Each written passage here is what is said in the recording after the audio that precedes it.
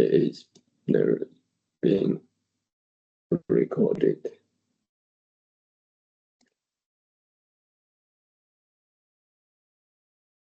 So it will be recorded and a slide will be made available.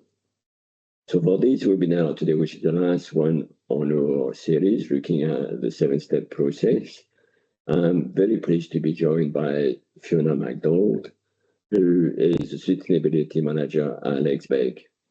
Alex Begg has been making quality premium cashmere products, for household or personal items for over 150 years.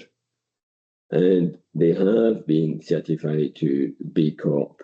And Fiona is going to take us through what has been the roadblocks and how they went around it and what their experience is about B Corp certification, which is about business the force for good.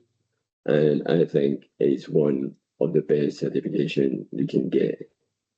So Fiona, if you want to take over and as discussed, please let me know when you want to move on slide-wise. Cool. Yes, thank you very much for having me. And just jump into the next slide, if that's all right.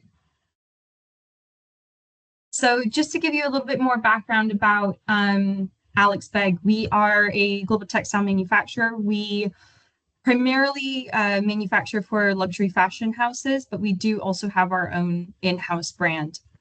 We have been in operation since 1866.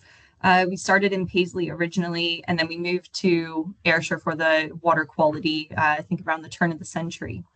And in 2020, we expanded and we purchased the trading rights to a knitting site down in the Scottish borders. So we have two manufacturing sites. Our main site in Ayr is for weaving, and the knitting site, obviously, in the borders for that. And then in 2022, I believe, we also opened up a retail space in the Burlington Arcade for our own brand, Begg & Co. So there's a lot happening in the world of textile manufacturing that I think just kind of goes on behind the scenes, and we don't see too much of it, but just to say a little bit more about us there. Next slide, please. And just with regard to sustainability, I know don't read all of this, but I'll just take you through it from a high-level overview. First thing is that we are owned by a Swedish company, and our owner, Linden Gruppen, is very focused on the sustainable and long-term development of manufacturing companies, which is great that we've got such a supportive top-down approach from our owners, which is great for us. What I want to focus on is this image in the top left, which is the value creation model that Linden Gruppen developed a few years ago. And if you think about it, most businesses have had the value of a business has been seen on their profit and loss sheet, and that has been the determining factor. And what Linden Gruppen have decided to do is to create factors that they want to have to really show the value of their company. So it does include the economic impact, but also your environmental impact and your social impact. And they worked with a consultant to develop conversion factors to turn these, your emissions into a monetary sum. And then all of these plus or minus equal the true value creation of a company. So this is starting to be embedded throughout our strategy quite a bit more. So it does just kind of illustrate our philosophy as a company from the beginning. And with any kind of manufacturing company, your main impacts are always going to be your energy, waste, water. So we are very aware of how important water is to the quality of our product. And we have installed sub-metering to really try to adapt our water programs to reduce our overall water consumption. So it is very important to us from that perspective. And we, in the textile industry as well, is known for having a lot of waste. But I'm very happy to say that for last 3 years, we have had zero waste to landfill or incineration, and actually 100% of our textile offcuts have been upcycled through various partnerships, whether that's universities or donations to crafting groups, or actually most of it is now going to a mattress manufacturer down in Yorkshire who's able to take that and reprocess it into their natural fiber mattresses. So that's been a really, really important thing for us to have that what would have been traditionally seen as a waste actually going to have a proper value. And of course, energy and energy efficiency. So our site down in the Scottish borders does have solar panels, but we are always looking at improving our energy impact and improving our energy efficiency in the mill as well. And all of this kind of fed into us getting our B Corp certification almost a year ago, 11 months ago. And I'll just talk a bit more about that rather than here. Next slide, please. And again, just to let you give a high level overview of sustainability in the value chain, believe it or not, Scotland is not cold enough for cashmere. It needs to be about minus 40 degrees Celsius. So it really can only come from the Mongolian steppe and Inner Mongolia in China. And the wool that we use comes from Australia for the most part.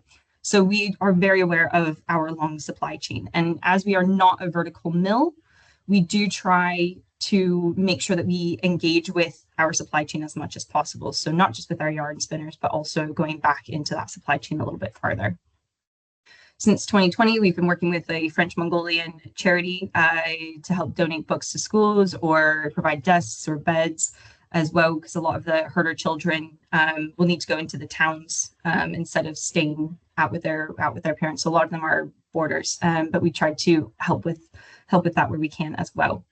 And again, working with our spinners very closely to make sure that we are meeting our customer requirements, but also we got our certification for SFA, which is a certified cashmere, and RWS, which is certified wool, at the end of last year. And that required us to work very closely with our entire supply chain, because every actor in that supply chain has to be certified before we can make any claims on that certified product. So it is really, really important for us to have that level of engagement. And of course, working with some of the most prestigious fashion houses in the world on their designs and sustainability requirements. Next slide, please. Okay, so with that as the Alex Begg background, I'll get into the B Corp side of things. So some of you might have heard of B Corp, some of you might not. Hopefully after this presentation, you will start seeing it around a little bit more. You might see it. I was in Edinburgh Airport and a few weeks ago and saw Fat Face was advertising their B Corp certification. So I feel like you'll hopefully start to see it around. But B Corp is essentially a certification that aims to define the role of businesses. So to actually have a force for good, and basically thinks that businesses can be an effective, positive change in achieving sustainability goals. I think businesses have traditionally been seen as, the problem with the world, just to varying degrees. But this is a certification that says, no, we can harness that business power and actually push it in a different direction. So to do that, it's quite a holistic standard. It covers governance, workers, community, environment, and customers as their 5 impact areas. So rather than a certification that focuses only on energy or focuses only on a product, for a business, this one touches absolutely every aspect of the business. And it really wants to see itself more as a global movement of pushing businesses to be this way. Next slide, please. So a little bit of the question around why B Corp in the first place. So their sustainable development, it does have a definition, but it's not the most helpful one. It's more the vision. And this normally comes from the Brundtland report, which is meeting the needs of the present without compromising the ability of future generations to meet their own needs, which is great, but it doesn't tell me what I need to do with that. It doesn't tell me as a sustainability manager, or it doesn't give our executives an action plan. And the sustainable development goals, you'll also see those around, hopefully, and they are helpful. But again, this is looking at the global vision. So the indicators of these refer to, the GDP of a country or overall education statistics. And these are things that everybody will feed into.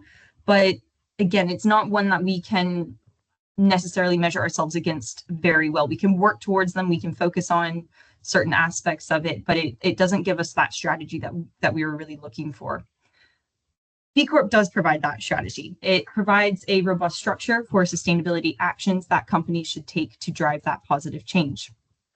And it is designed to be integrated into that business strategy rather than something that sits alongside the business. So you need to make sure that you've got time-bound action plans, KPIs, everything like that, and that it's not just a satellite certification, that it's properly integrated. And it's focused on changing business as usual. So the current economic system has business driving as one of its key actors. And according to B Corp, businesses at the moment are failing to meet those potential positive impacts. And this is really just, again, trying to harness that. B Corp, though, it really doesn't accept pledges that are not evidenced by action plans and improvements. So you can't just say, we've got this, and then we just do nothing with it. You really need to show, okay, you've got it. What have you done with it? How have you worked on it? How have you improved on it? So from that perspective, it is really, really helpful. And it does flex enough for businesses. So it's not too prescriptive either. So it can modify to a lot of businesses based on industry and size as well. Next slide, please. However, for our own journey of getting B Corp certified, it's not an overnight thing. So just here, I'm going to speak about some of our challenges. So just put up a little bit of the timeline. I joined the business in January 2022. I started working on B Corp in April 2022. Then we started working with a consultant that one of our sister companies had recommended to us called Junction Strategy. So we started working with them in July 2023. And this was really, really helpful because they had been through multiple B Corp certifications. So they could understand a different interpretation of the questions than what I could do. I might look at something and think of it as very black and white. They might be able to find more information or say, oh no, this would count towards that, different aspects. So it was really helpful to find more of the points in there. We submitted to B Lab for review in October 2023.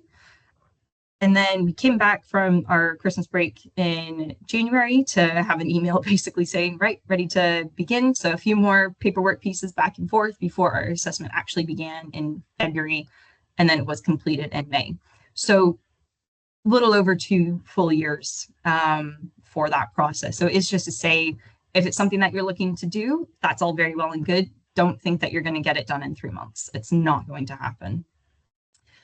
Some of the other challenges, some of the questions, because it is originally an American certification, some of the questions are very US centric.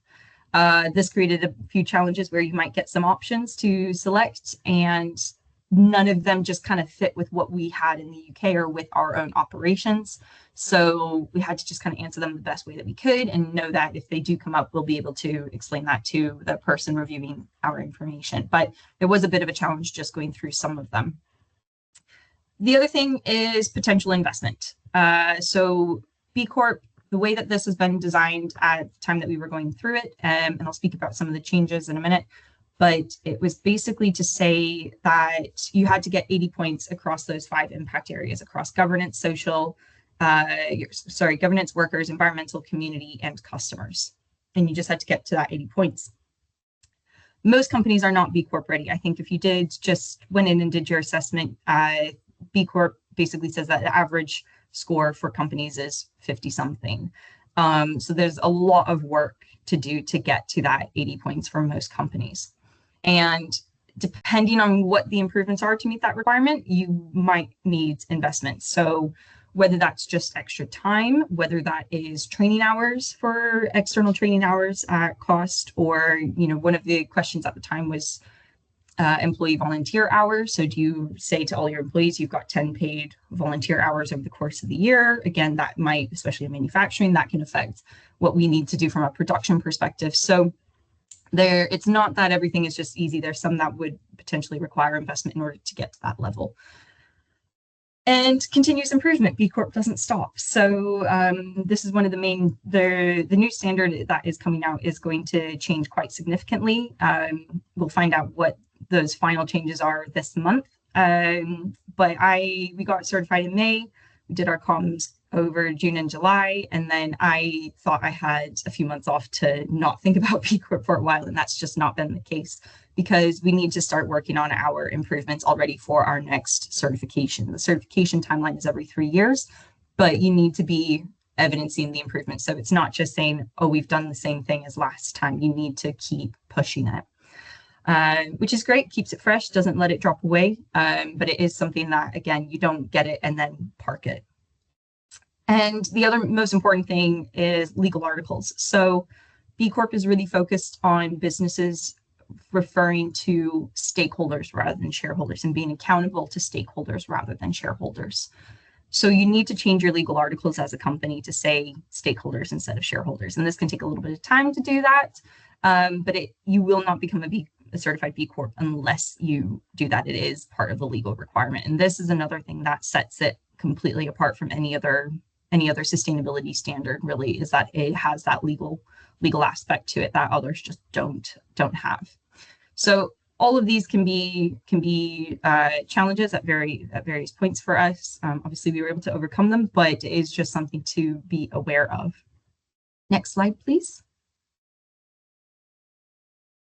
So some of my recommendations based on my experience is, of course, doing that self-assessment before you commit to B Corp as an objective for your organization. So the self-assessment is free to do. You can create an account. The only cost would come once you submit the self-assessment or the impact assessment, but you can do it beforehand and just gauge where you are and then understand where you are and what you would need to do to get to that 80 points minimum for that time period. You also probably need a dedicated person. So there were a lot of sustainability concepts in there that I was familiar with, but if you are an organization that is looking to do this, but you don't have a dedicated sustainability person, there might be some concepts in there that just aren't familiar with people. So it might be a bit overwhelming when you first review it. Likewise, there are a lot of concepts that don't sit with me, such as stakeholder engagement. That's something that sits with other people in our organization as well. But it does take a lot of time, and B Corp has a lot of resources available. There's a learn more section for each question, so you can always get help. But just to say that it is time consuming, and there's a lot of information that is very familiar to sustainability specialists, but maybe not to everybody else in the business.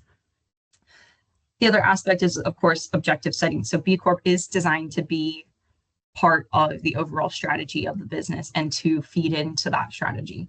So it needs to be embedded into the company, and the improvements as well will need to form part of the objectives of the executive team. And again, same thing with any audit. If there's no documentation, it doesn't exist. So it's fine to say, we do this thing in practice, but if it's not written down, there's no evidence for it. So it also helps, I think, to tighten up some business processes. But it is one of these things that you do have to have proof. You do have to have paper trails. You need to show what you're doing with something, that it's not just a passive document, if you like. And this is one that I didn't do, but I would recommend doing, is to start talking about it early on. So I was talking about it a lot with our executive team and with my line manager, a little bit more with people in the office who would, over just casual conversations. But I wasn't talking about it that much to the wider employees, and I actually should have. So I would start talking about it so that when you do get that B Corp certification, it's not, never heard of this, have no idea what this is. And maybe, again, it's something that people can start to familiarize themselves if they see that logo on products. I think the Innocent Smoothie has one. I've got a hand cream here that a friend gave me from Rituals that's got a big old bee on the back that I had no idea about. So you do start to see it everywhere. And I think I would have done that differently if I had to do it over again, and just to keep talking about it with staff.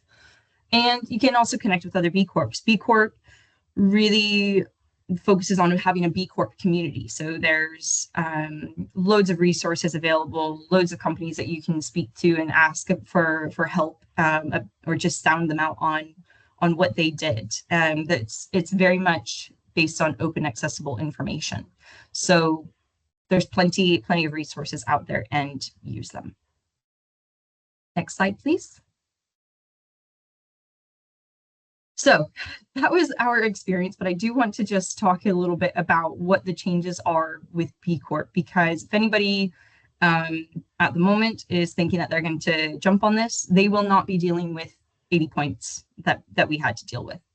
So this is changing.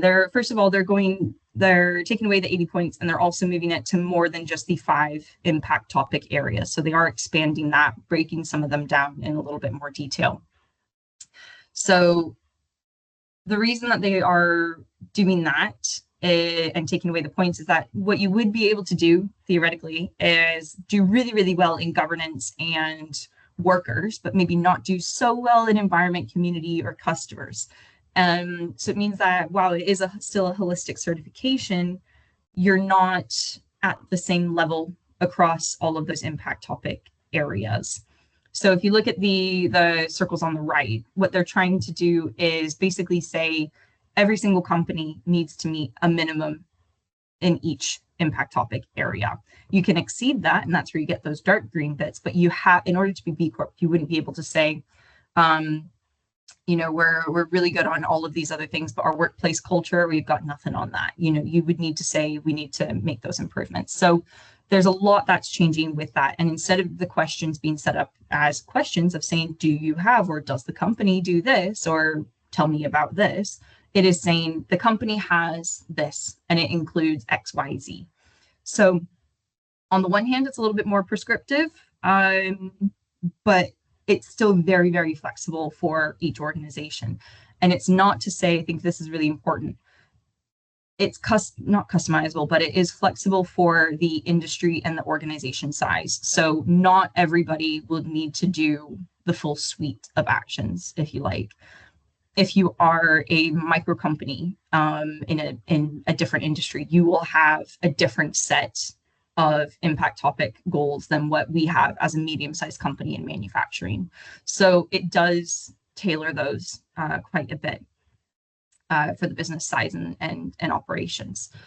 But it is just to say that this is changing. So we will be, I'm not thinking about these 80 points anymore when we're looking at our B Corp improvements. I'm now focusing only on the new minimums and where I can exceed expectations, if you like, on those. So as an example for some of the new minimums, you will need to have 3 aspects in climate action. You will need to have a net zero baseline. You will need to have net zero targets. All of these will need to be done as science-based to 1.5C. That doesn't mean you need to submit to Science-Based Targets Initiative, but you do need to have the methodology that is science-based. And then the final one would be that climate transition plan for achieving those.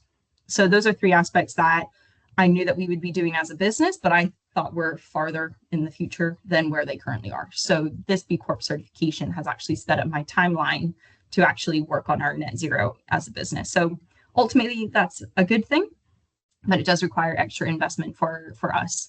And we'll see what we come out with as far as when we do get through our target setting process as well.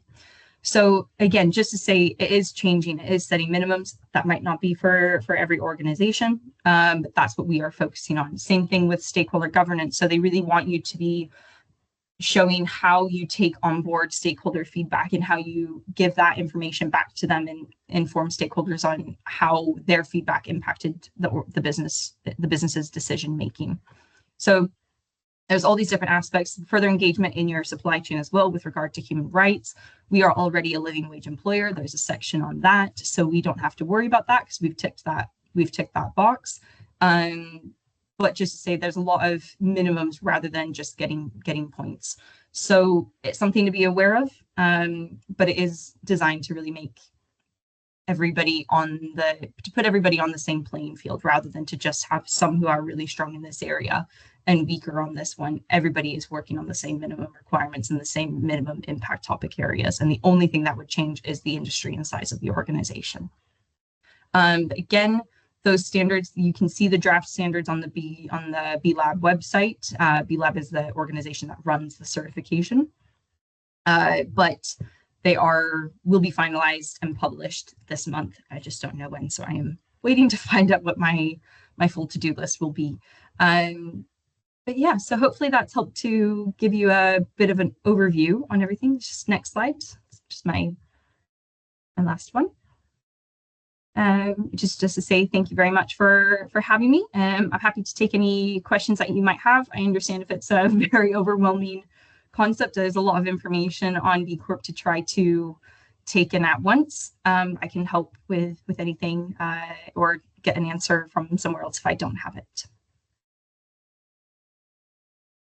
Thank you very much, Fiona. That was really good. And I'm thinking about it shows you how if you want to be holistic, it takes time. It took you 2 years to get the certification, but it's a very holistic, complete certification, which is what I think make B Corp one of the key pledges you can make. Yeah, now, absolutely. Let's open the floor. So please come off mute and please ask any question you may have for Fiona.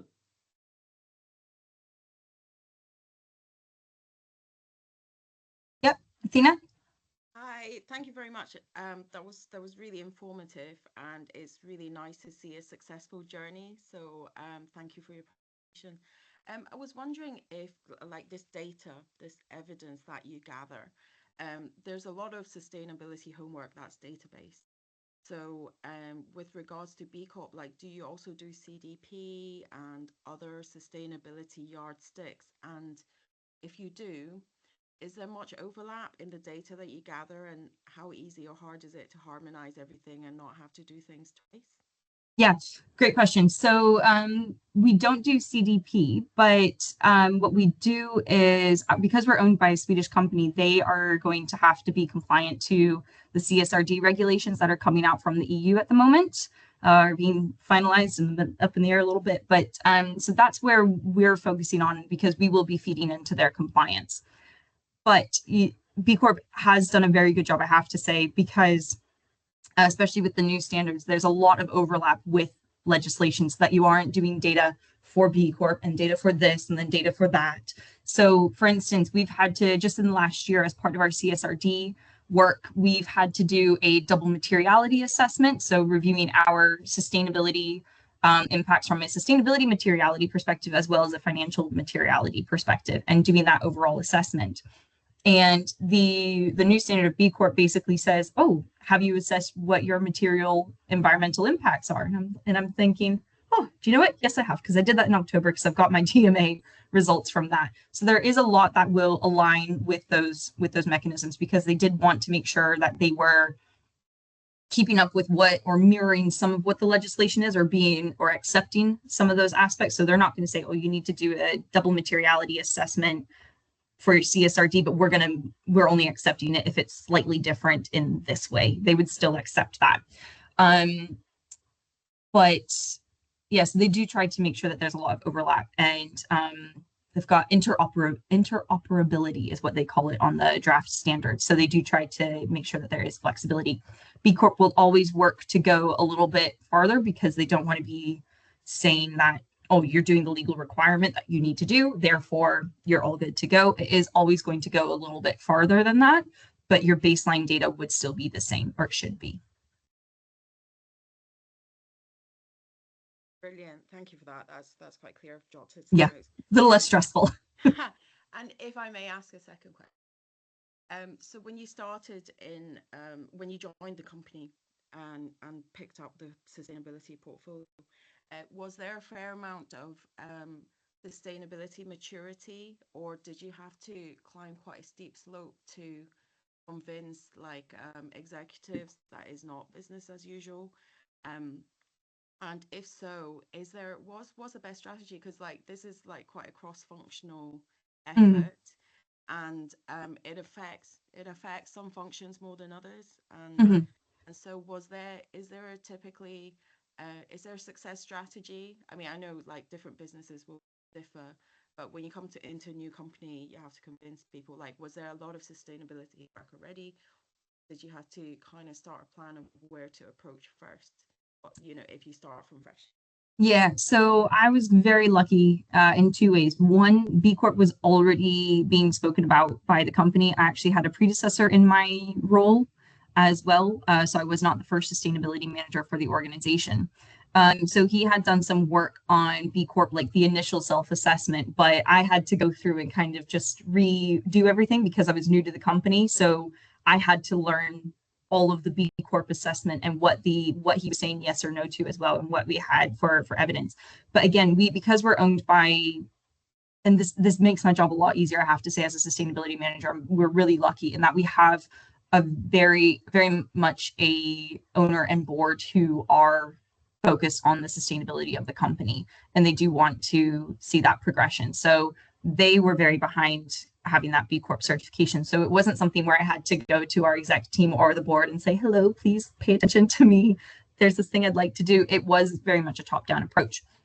It is still difficult though, because of that cross functionality, because it's my full-time day job, but everybody else has their day job. So, you know, our HR team have their day job, but there's a lot, especially from this new standard that involves HR from a people perspective. So what we've done is put that into some of their objectives. So it does form part of what they need to do throughout the year. But it is difficult because everybody will say, you know, I'm resource strapped, I've got my full-time job, and this is an additional thing. But ultimately, if it's coming from the top down and is forming part of the business strategy, then that's the way to do it, rather than say, have me as a lateral person saying, oh, can you please do this thing? It needs to be top down, and this is what we want to do as an organization. And I think that it still can be difficult to drive that home a little bit, because I think that sustainability, this is what I've talked about, especially with our sales team as well, is that you can think of it as almost like another language, which, you know, somebody in finance will have their own language. They can talk to me in it and I won't have a clue what they're saying. But my language as sustainability needs to be a little bit more widespread throughout the business. And I don't need everybody to be fluent in it, but I need them to be able to order a cup of coffee in it, if that makes sense. They just need to have some understanding of what those concepts are. And I think that is something that will always take time with any organization, just because it's not on the daily focus of everybody else, but it's part of that longer term strategy of embedding it, or having those meetings, having those conversations, talking to team leads as well, and just embedding it. And that's one of the reasons why I would actually have started talking about it earlier as well. So that was me when I joined the business. I didn't speak about it as much, and I should have, and I'm trying to do that a little bit more now with this round, once we get the final standards and have the actual project plan. That's a brilliant picture. Thanks for sharing that. Thank you. Yeah. Thank you. Thanks for all the good questions and the very good answers. Any other questions? Yep, Alan. Hi Fiona, thanks for that. That was brilliant. I'd never heard of B Corp certified, and I was wondering whether, in your experience of undergoing that process, could it be adapted, you think, to like an SME business who work with a lot of plastics, for example, and who take materials from others and manufacture their own product? I'm just thinking of the difficulty I've got with the overall sustainability of certain products that I use. For example, you mentioned no landfill. We haven't had landfill for 2 years either, but I have to recycle what I can, but the majority of it goes to incineration. So I'm just thinking about how it works for other industries, because you're quite fortunate with organic type materials. So it's really for man-made products. How would it fit for that? I think you still could do it, and I think especially possibly even more so on the new set of standards. So it would require you, again, because we're counted as a medium business on B Corp, but we would also consider ourselves an SME because we're 200 employees. So I think, for us, and if you count as manufacturing, you would still need to do your net zero. You still need to look at your value chain from a human rights perspective. You would still need to be a living wage employer. You would need to look at your workplace culture. So, do you do an annual staff survey, for example? Yes, if you do, great. What do you do with those results? How do you make improvements based on that? Things like that. The question that they have at the moment on waste, and again, we'll see if it changes with the final standard, but the question that they have is, they just want to know, do you track all of your waste generated? Yes. Yeah. Do you know exactly what is your hazardous and non-hazardous, and what's going to reuse, recycle, landfill, incineration? What are all of the disposal routes for all of your waste, and how do you track that, and how do you manage it? So that's what they're looking for on that perspective. So it wouldn't be all you use plastics, that's impossible, but there might be still some other difficulties in that for you. It would depend, but I don't see it as being a fundamental barrier, because they'd want to see that you are operating differently from the rest of your industry, or doing something a little bit more. But there's the thing about it being holistic is that it wouldn't say, oh, you can do all these great things for people, you can pay a living wage, but because you use plastic, you're out. you know, it would have to incorporate everything. But I would recommend trying out the self-assessment, although actually I would say go to the draft standards. And once I'm done with this, I'll put a link in the chat to it. But I would say go to the draft standards and see, because if you did want to look at becoming B Corp, that's what you would be certifying to, rather than the self-assessment as it currently sits, which won't be changing until I think July or something like that. So that would be one where you could just say your business size, your industry, and then see what you would need to do. And in that, you'll see it will give you options of certification or recertifying. You would just be doing the certification ones because you would be a first time for that standard. Do you think it's going to be recognised as a standard going forward? Is it going to be the new thing that people will desire to achieve? I think it can be. I think B Corp can be, I'm not gonna lie, it can be quite expensive, you know, as far as doing the certification. So they do, you know, they base it on the fees based on revenue. So all of that does change. But I think a lot of organizations can aspire to do it. But I think that the way that it's changing will make it more difficult to stay a B Corp, because it is setting more minimums rather than saying, oh, I can get more points if I do this one, but this one is cheaper, so I'll do it that way. You know, it's really because of it setting the minimum targets. I think there might be some that fall away from it, but also ultimately it's the better standard setting, and I think it is becoming a little bit more widely recognized in organizations. I've seen customer questionnaires that normally they will come through and they'll ask, oh, can you provide us a list? They'll normally a drop down list of certifications. So do you have your ISO 14001, your ISO 50, your ISO 9? And then B Corp has started to appear on a few of those a little bit more. So it won't be the condition of doing business, but it is something that more customers are also recognizing in us, if you like. Okay, thank you. To add to that, Alan, I'm aware of eyewear businesses and eyewear plastic user that are B Corp certified. So that's another, if you want, area. The other thing I think that Fiona mentioned is that community of B Corps. Yeah. And if you go in there, then you'll find out that there's a whole range of businesses manufacturing plastics and metals even that are B Corp certified. So thanks. Yeah, thanks, man. So I suggest that I'll keep going with the presentations, and please do send any more questions if you have more, or you can contact myself and I can pass on all your questions to Fiona in the future.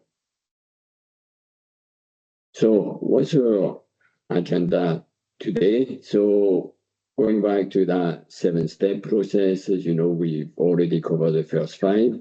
And today we're going to look at the how much and share, which are the last 2 steps of our process.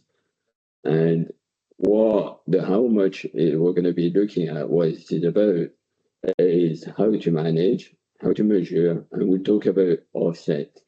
And in sharing, we'll look at the standards, we'll look at pledges, and self-verification. So how do you share all that information? And that's to make it the roadmap relevant, the sharing part of it. So if you look at how much it's about tracking your progress, and that makes it achievable. But the first question you're going to be asking is, what do I track? So first of all, you need to track what is regulated. And in the UK, it could be your requirement or it could be your customer's requirement. And I've showed you examples in here, which tend to be for large organizations, like the PPN is related to a big contract, CCR, is related to large company, as is EXOS, and then UK ETS, for example, is related to energy-intensive industries. And the reason it matters regardless of your size is if you're a big one, then you'll be falling under one of those. But if you're not, then you're likely to be the supplier on one of them. And the easiest way for those large businesses to get their numbers together is to come to their supplier and say, where is your number? And I'll add it to mine. So that's why it matters. So why is relocated in the UK? That's what it looks like. But then you may also look at outside the UK, especially Europe for the UK, because it's one of our biggest markets. And Europe has created what's called a carbon border adjustment mechanism, which is the CBAM.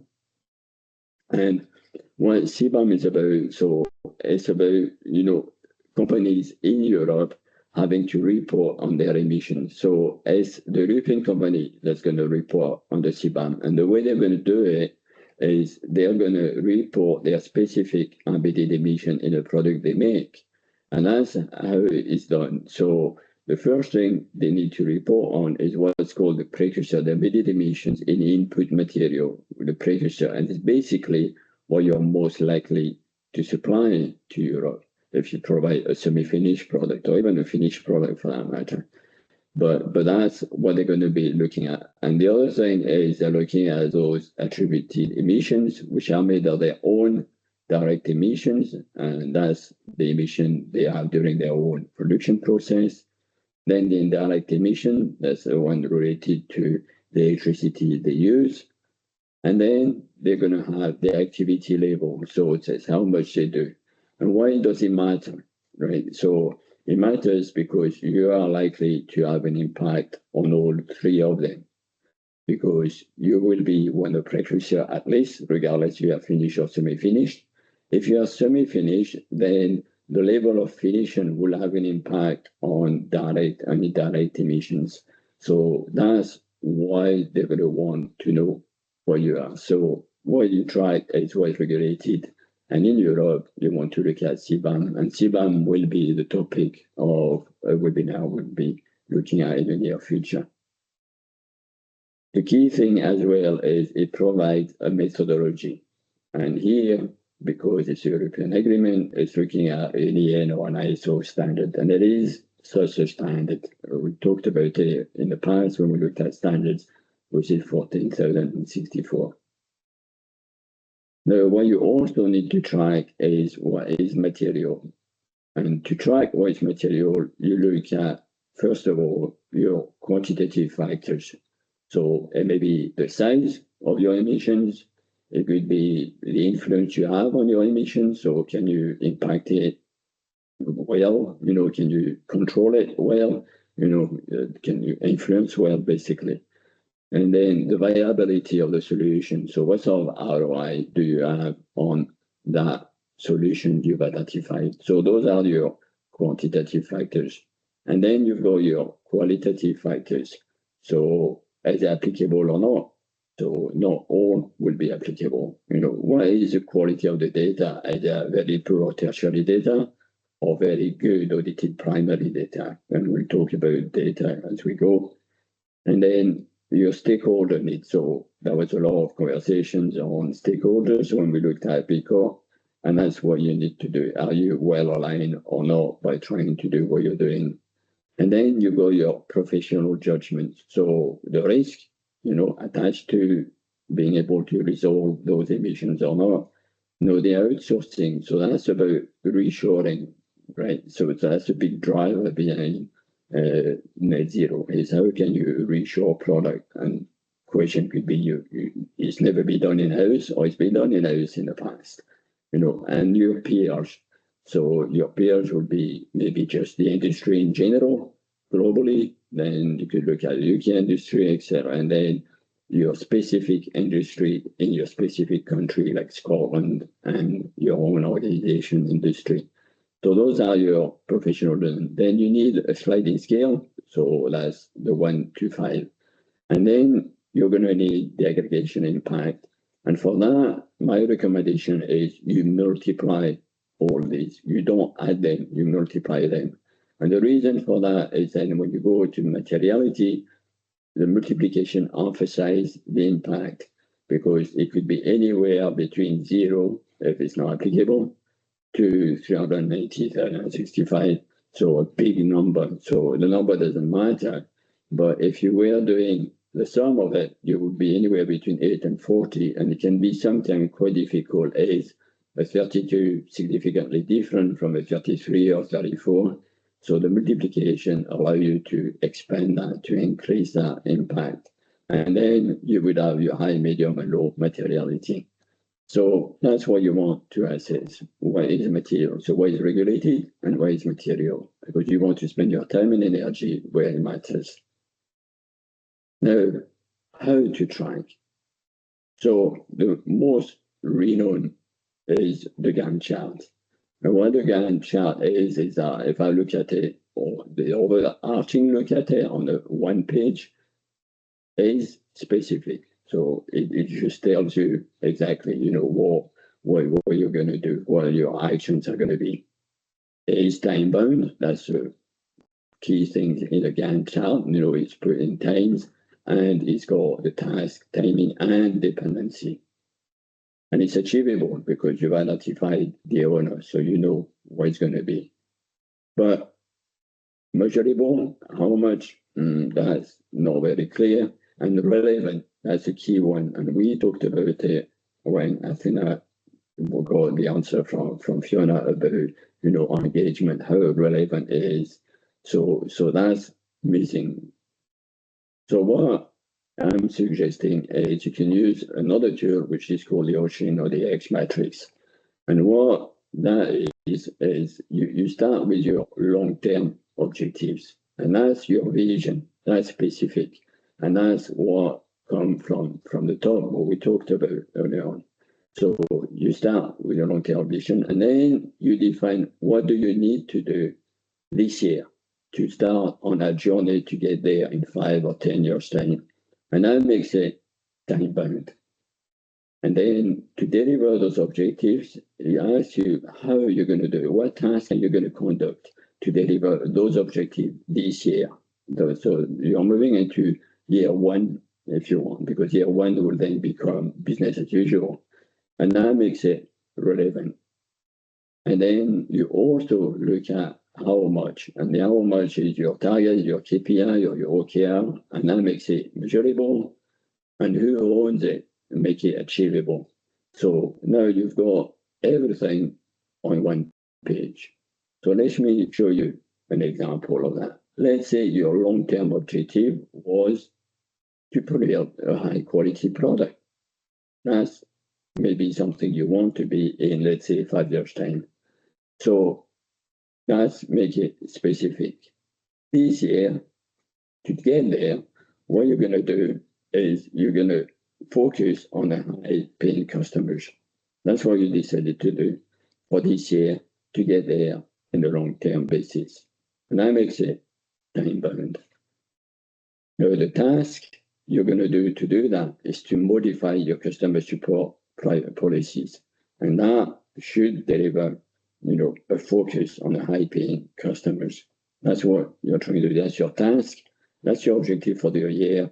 That's where you want to be in a few years' time. That's your vision. And that makes it relevant. And then you got your KPI. So how are you going to measure you're successful about modifying these? There is 2 KPIs, is the time to respond to the high-paying customers and the churn rate of the high-paying customers. And that basically is going to be how you're going to measure the success of that task. And that makes it measurable.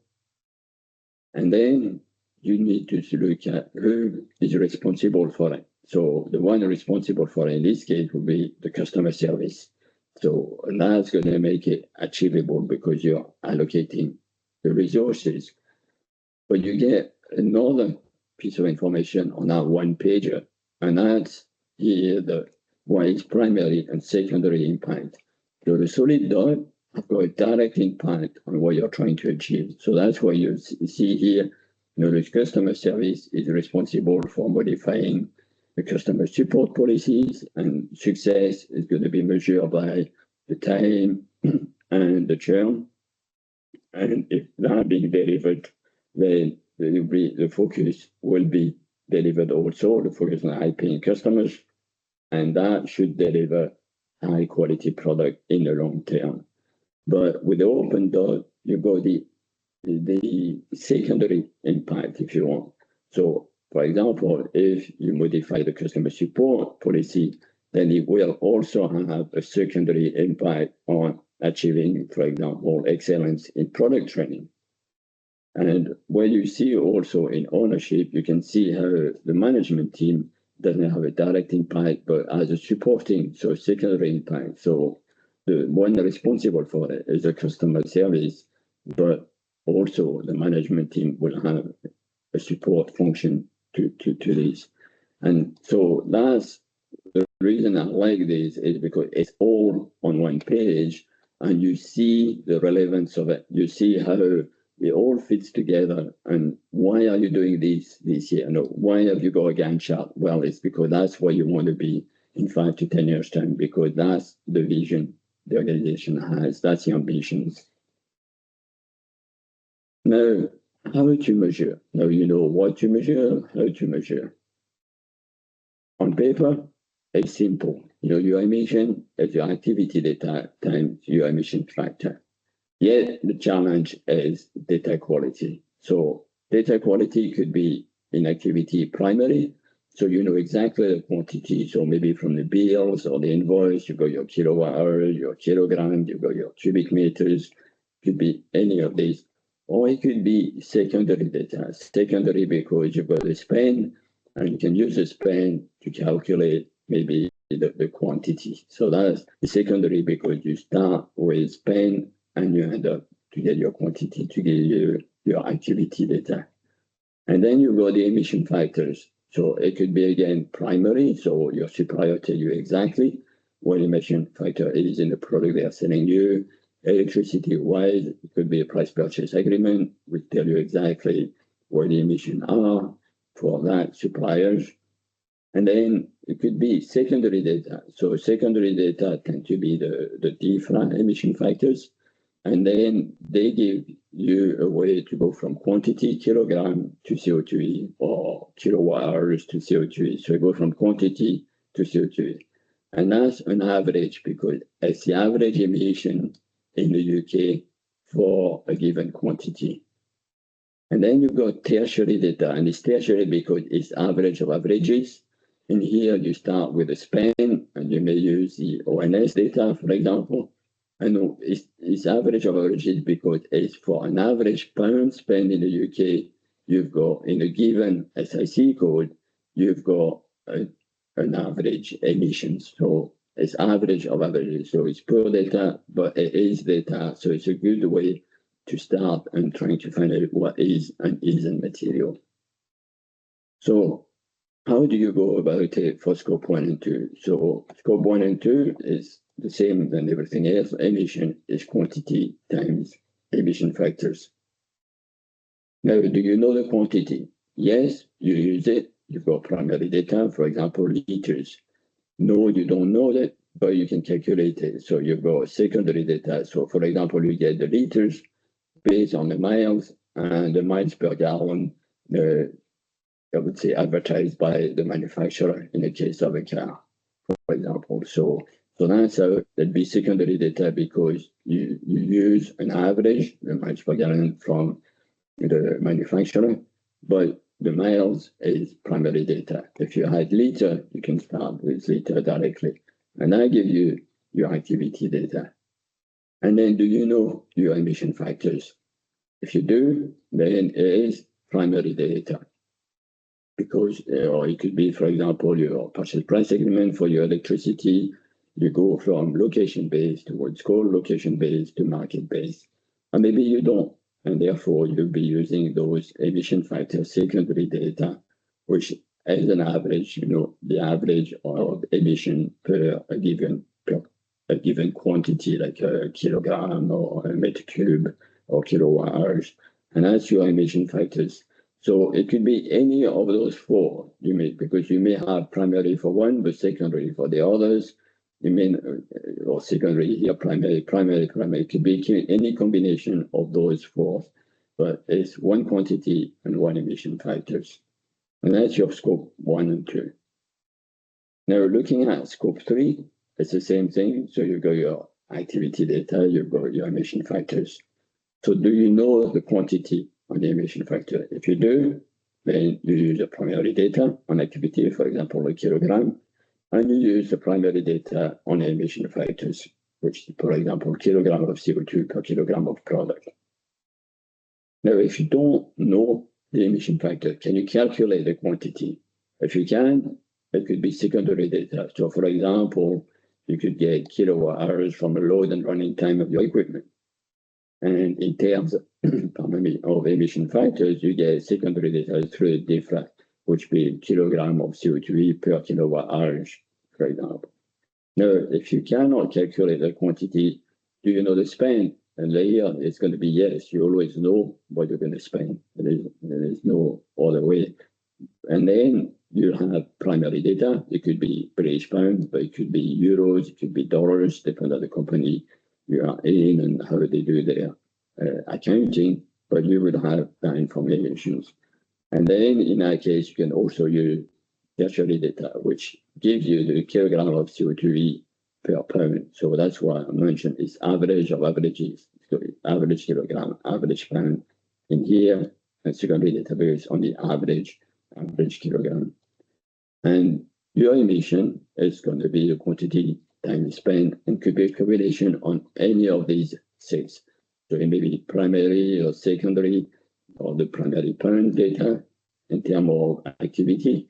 And in terms of emission, it could be primary, secondary, or tertiary. So it depends on that, and that's what it is. So for us, as I said earlier on, that formula is pretty simple on paper. To get the data can be cumbersome, and that's what Fiona mentioned, and that's what took time, those 2 years, to gather all that information in a proper format. And you need to also link offsetting, because the likelihood of you becoming net zero on your own is pretty limited. So it's going to come a point where you will need to offset. So what is offsetting? What is that about? How does it work? What is the pricing related to? How much? So first of all, you've got investors. Investors are going to put money towards a project that needs to be additional, in the sense that it wouldn't happen if it wasn't for offsetting. Then the project developer is going to pay a third-party auditors to come and audit the project to make sure that it fills the box and does the right thing. And then when that's been done, they're going to have to pay a program to standardize and get confirmations that their offsets are quality offsets. So they're going to pay a fee for registrations. And then they also need to issue them. So they're going to put them into a carbon exchange so people can go and buy those offsets. So here is to say, I've got offset. Here, my offsets are conform to a high quality standard. And here is where you can buy my offsets. Now the buyers is going to buy those offsets. And that's where the price comes from. And there are three options. They can go to a carbon broker and say, look, I want to buy some offset. They can go to a carbon exchange, or they can go directly to the project developers. So that's whoever needs offset are going to buy offset. And that's the quality of the offset. So for that, they're going to ask, because you need, in quality, you need to make sure you avoid double counting, i.e. the offset is not sold twice to different people or more than once to different people. So that's what you do. You need to pay that. So those are the costs and those are the process.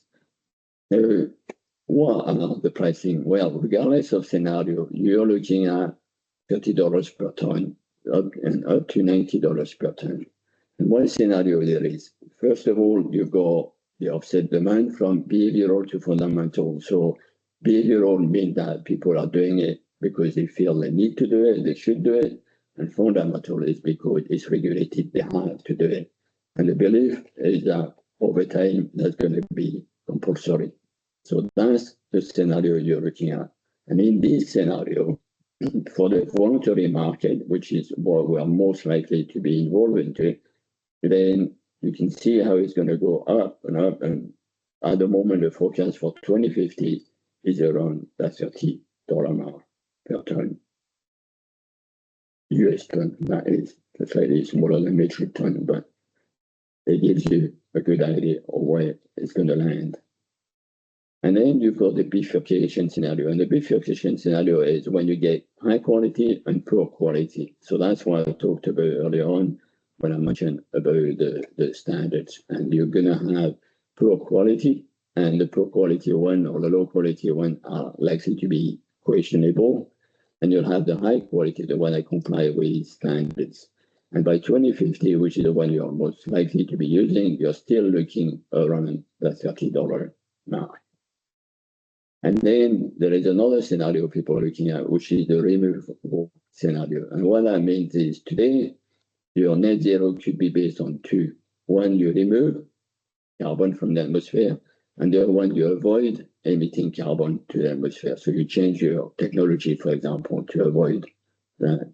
And in terms of offsetting, in the future, it may only be removal, which is accepted. And if this was the case, then that's where you end up at the $90 per ton. So that's how it's looking at that, and that's what the price are likely to be going forward. So looking at step 6 and how much was the takeaway. You track what is regulated, what is committed, that's your roadmap, what you've told, and what is material, because you want to spend your energy into what is material. If it's not material, then you can look at it in a few years' time. You need to establish a clear link from your vision to your deliverable. That's the ocean matrix I mentioned. That's what Fiona also mentioned. It's about how do you get people there? How do you make people understand that what you're doing has got a greater vision? It applies to a vision and ambition, probably that the business has. And finally, when you look at offsetting must be concurrent to a carbon reduction plan. So it cannot be a license to pollute because you want to avoid greenwashing. So offsetting is something you have to do, but you need to make sure it's part of a carbon reduction plan. So you're going to decrease as much as you can. Fiona mentioned the SBTI. That's what it is about. You can do offset, but you can only do offset once you've reduced as much as you could. So that's the takeaway from step 6. Step 7, which is the last step, is about sharing the information, but communicating to make it relevant and verifying compliance. So one of the first way to do that is standards. That's the usage of one we all know about, ISO 9000, 40,000, 45,000, 50,000, 18,000, we have plenty of ISO out there. So the good thing about the standards is they cover all 5 principles: completeness, accuracy, consistency, transparency, and relevance. And that's what we talked about when we looked at the B Corp. They are independent, as we know, and that's why people have been asking for, have you got your ISO 9000, 14,000, because they provide confidence. If you have a standard, then people will believe that what you say, you do what you say, and you say what you do. Challenge, it's expensive, and that's what we're finding out. So you know that through your ISO 9000 or 14,000, but auditing and certification is an expensive business. So an example of such, so I'm looking at Veritas. Yeah, so have I got the why? Yeah. This BTI explain clearly why you're doing it. It's a 1.5 degrees C. Have I got the what? In this one, yes, they've submitted their target. So that's what they want to do. I've got a when, they've got a base year and a target year. I've got a how, they're using the Science Based Initiative methodology. I've got a who, which is the company. I've got a how much, so they tell you exactly what's the percentage they're expecting, and is it absolute or is it intensity? And I've got a share, because they provide the status at the given year and where they are on the updates. So that's one that shows you it ticks all the boxes. But there's another way, and that's pledges. And pledges are not standard per se.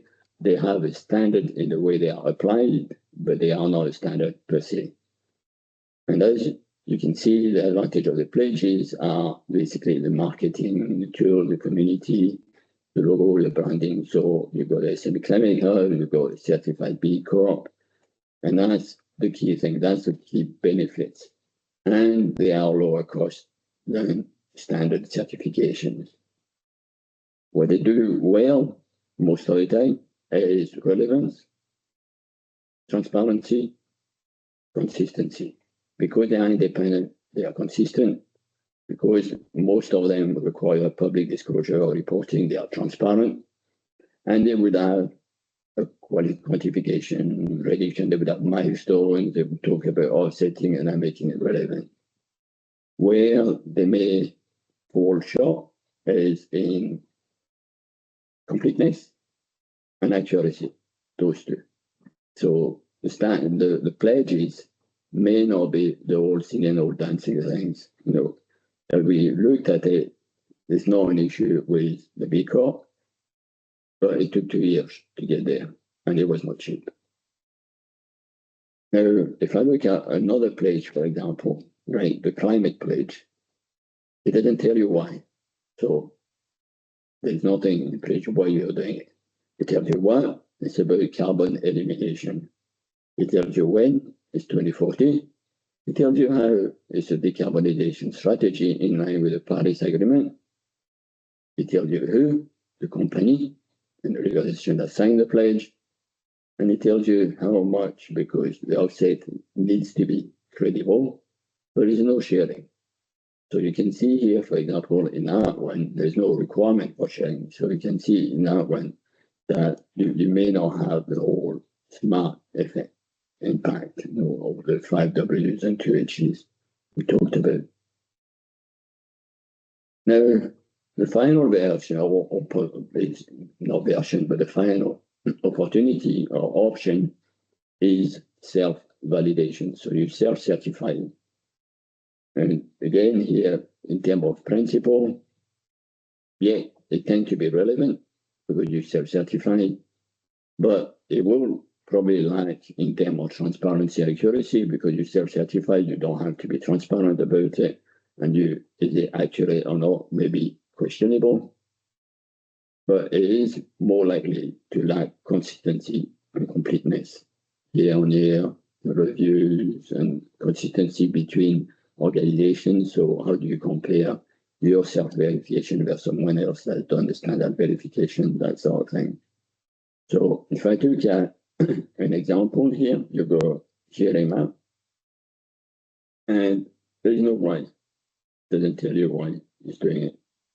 There's a what, so that's what they're going to do, in terms of powers, in terms of resources and fuels, in terms of reduction. So there is a what. There's no when. It doesn't tell you when they're going to do it. There is no how they're going to do it. They tell you who themselves, and there's a how much. So they tell you how much you're going to prevent, reduce, and compensate. So you can see it's a self-verification, specific standard or pledges, but it falls short on few areas. So the takeaway from step 7, you want to share the roadmap and the progress made, sorry. So you want to be public as one of the things, and that could be the first part of code would be on your website. And you need to balance the value of verification cost and consider the value of pledges or as an alternative, because that's a lot cheaper than standards. So you need to think about the value. The key one here would be what is done in your industry, what do your customers are expecting, what your peers are doing, that's what you do. So we've got a lot of support available to help you getting there. There is the net zero support, but there's a lot of other support within Scottish Engineering. And what we looked at in terms of net zero is what are the barriers and what can we do to help businesses overcome those barriers. So tools, we've developed tools, we've provided data. That'll be 22 webinars after this one. We're looking at one-to-ones, and we've done over 350 to date. In terms of policy, funding, innovations, we've developed a newsletter which we publish every month, and we've got 16 today. Lack of knowledge, we've got a library, so we've done a library today of 560 documents that people can go in, and it's in folders and by years of relevance. And then there was a lack of skills, so we've developed training course. We've got 2 net zero training course, and we've got another one coming up. So the net zero are online, but the next one will be face to face, and this one will be about innovation training, innovation skills. And the reason for that is, if you look, is to close the circles, which is, there's no planet B, so that's a 1.5 degree C we've heard about, and especially with B Corp. And then because of that, we need to be net zero, but net zero needs innovation, innovation needs technology, technology needs people, people need skills. And that's why we've developed this. It's not net zero specific, it's about innovation in general, but that's where we identified a gap. So I hope I've not been too long now. I'm going to open the floor to any question you may have. I would like to take the opportunity to thank you all for taking the time this morning to come and join me and Fiona. And I would like to thank especially Fiona for taking the time to prepare and present all that presentation for us. Thank you so much for having me. Really enjoyed it. Thank you. Thank you.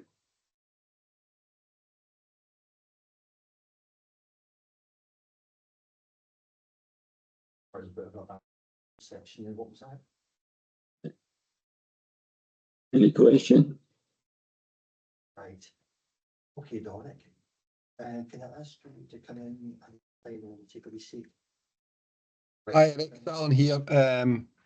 I think there was a lot to take in there again. The thing that I always find confusion is basically the offsetting part. I think I really just don't get my head around how you buy that. I need to spend some more time with you. We've done a lot of base data information, so it's probably, from a selfish point of view, just to try and understand more of that. That would be the bit for me. I'm quite clear on scope 1 and 2 and where we are.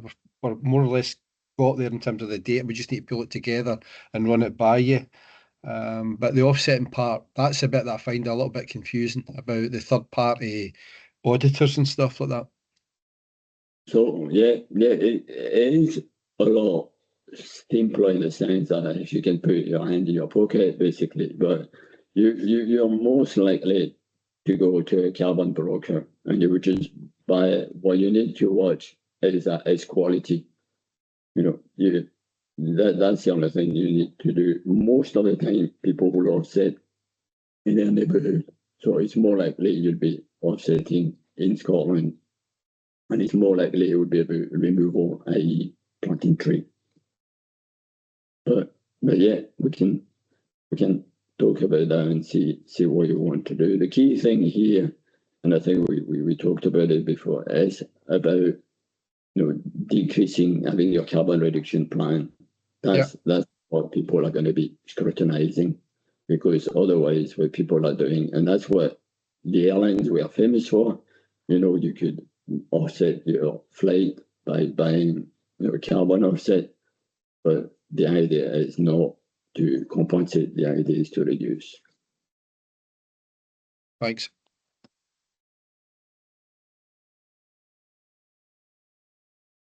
Any other questions?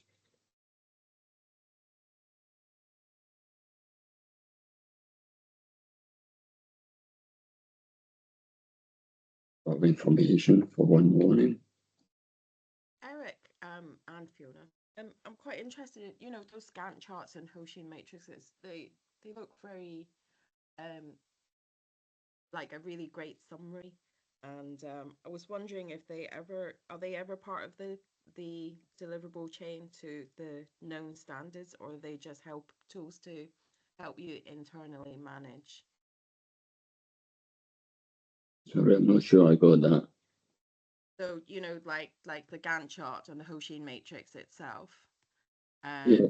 and the flow chart, is the filled-in version ever part of the submission of the any known of the many standards that we're trying to get a nod from, your ISOs, your B Corps, your, or are they just internal tools to try and harvest the right synchronized effort from internal teams?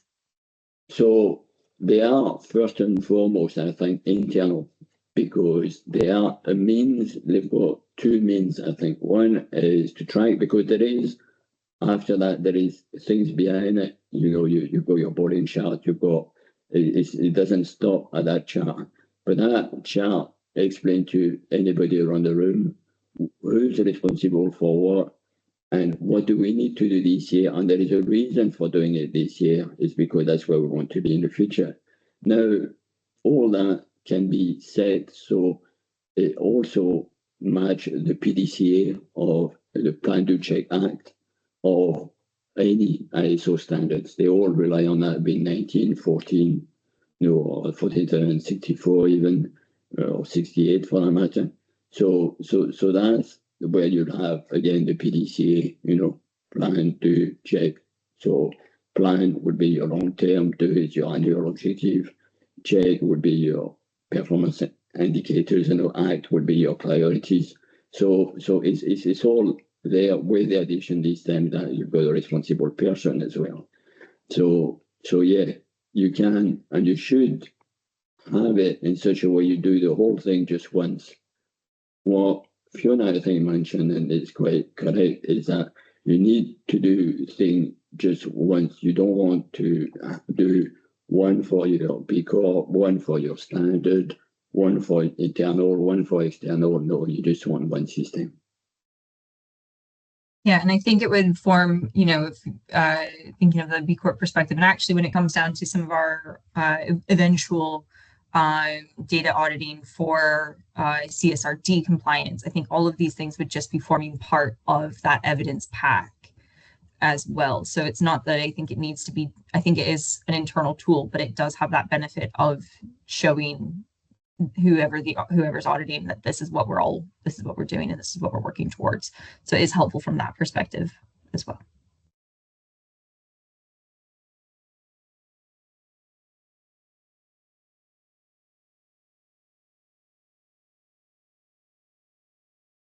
Any other questions?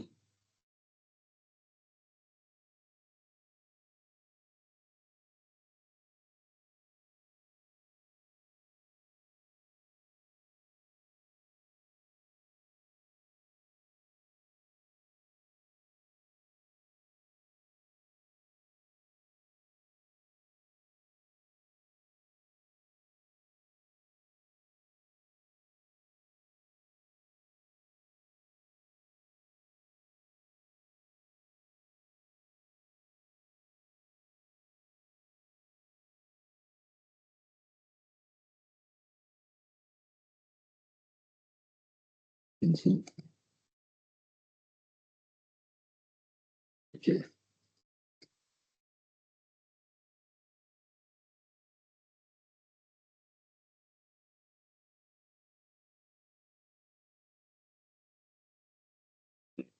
Yeah. I'm looking at if there's anything in the chat.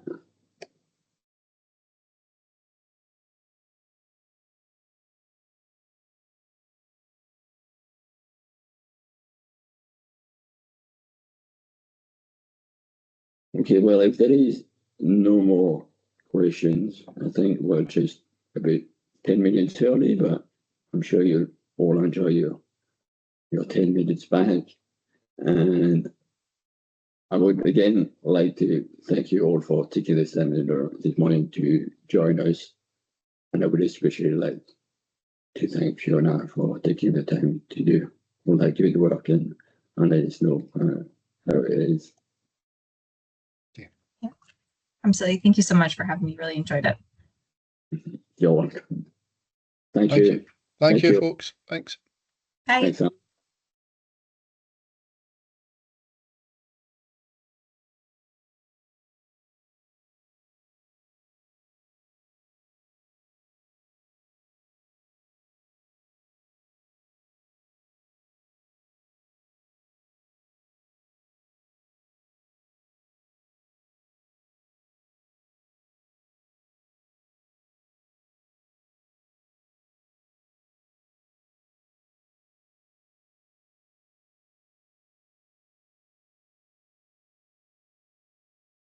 How you doing, Eric? I'm all right. Thanks for your reply with regards to the fire Okay. retardancy thing. Hold on, I'm still recording. We don't need to record that. So